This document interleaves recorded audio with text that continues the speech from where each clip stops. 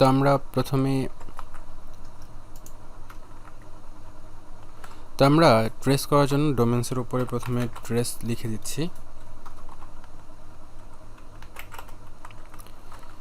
দেন run করছি। তো গো, দেন F10। তো গো ফাংশনটা কল হচ্ছে, দেন এখানে আসতেছে, এরপর ক্লিয়ার উইন্ডো এই ফাংশনটা কল হচ্ছে এবং রিটার্ন করতেছে। সো ডায়ালগ বক্সে যা যা ছিল সেগুলো সব ডিলিট হয়ে গেল। এরপর রাইট ফাংশন কল হচ্ছে, এরপর স্ট্রিংটা প্রিন্ট হবে, দেন নতুন লাইন কল হলো, এটা প্রিন্ট হবে, মানে নতুন লাইন তৈরি হলো। দেন রিড রিয়েল এই ফাংশনটা কল হচ্ছে এবং আমাদের ভ্যালু ইনপুট দিতে বলছে। তো আমরা ভ্যালুটা ইনপুট দিচ্ছি। ওকে, দেন আমরা আবার F10 প্রেস করতেছি। দেন এটার মধ্যে রিড রিয়েল এই ফাংশনের মধ্যে এখন 85 অ্যাড হয়ে গেল W ভেরিয়েবলের মধ্যে। দেন পরবর্তী লাইনে আসলো এবং সেটা প্রিন্ট করলো, নতুন লাইন কল হলো, ওটা প্রিন্ট হলো আর কি, রিটার্ন করলো। দেন রিড রিয়েল এটা কল হলো এবং আমাকে ভ্যালু দিতে বলতেছে। তো আমি ভ্যালু দিচ্ছি 7। দেন F10 প্রেস করতেছি। তারপর এখন আমার ওই H ভ্যারিয়েবলের মধ্যে 1.7 হয়ে গেল। এরপর BMI এই ফাংশনের মধ্যে আসলো, মানে এই প্রেডিকেটের মধ্যে আসলো এবং এখানে এসে আমাদের যে ভ্যালুগুলো ছিল W এবং H এর সেই ভ্যালুগুলো আসলো। দেন ওইখান থেকে আমাদের যে রুলস যেটা ছিল বা সেকেন্ড যে ফাংশন ছিল সেখানে ভ্যালুগুলো কল হলো আর কি নিয়ে।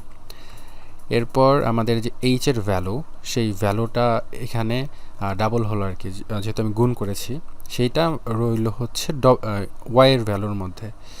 এখন আবার আমার W ভাগ Y যে রেজাল্টটা, সেটা আবার রেজাল্ট ভ্যারিয়েবলের মধ্যে স্টোর হলো। দেন চেক রেজাল্ট, চেকের মধ্যে এখন ওই রেজাল্টের যে ভ্যালুটা আর কি 29.411 এটা রইল। এরপর চেক রেজাল্ট, প্রথম যে রুলসটা বা ফাংশনটা তৈরি করেছিলাম সেখানে যাচ্ছে, রেজাল্টটা চেক করতেছে ঠিকঠাক আছে কিনা।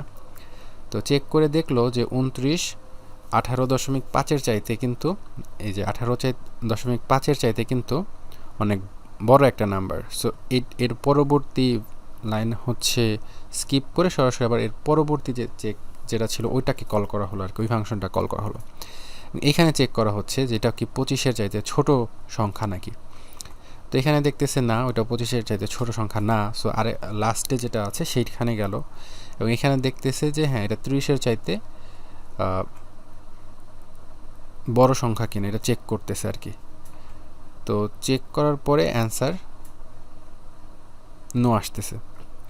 তো এই ক্ষেত্রে আমি যদি একটু অন্য নাম্বার দিয়ে দেখাই আপনাদেরকে। সো এখানে আমি ধরেন 88 দিচ্ছি, এখানে 1.7 দেই। আচ্ছা, এখন আমাদের যে চেক করার প্রসেসটা এখন আই থিঙ্ক ঠিকঠাক মতোই চেক হবে। এই যে এখন আমরা দেখতেছি যে 30-এর চাইতে কিন্তু এই ভ্যালুটা বড়, 13.44, এটা কিন্তু 30-এর চাইতে একটু বড়। সো এর জন্য এর পরবর্তী লাইনটা প্রিন্ট হবে।